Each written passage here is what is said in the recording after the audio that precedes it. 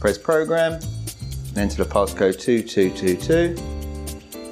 Place the cleaning mode.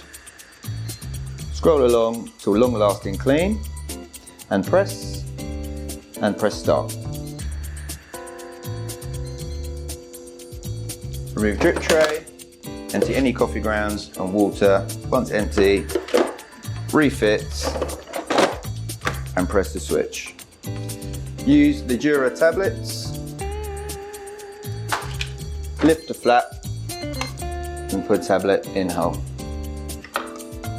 and then press rotary switch. And now the cleaning will take 12 to 15 minutes.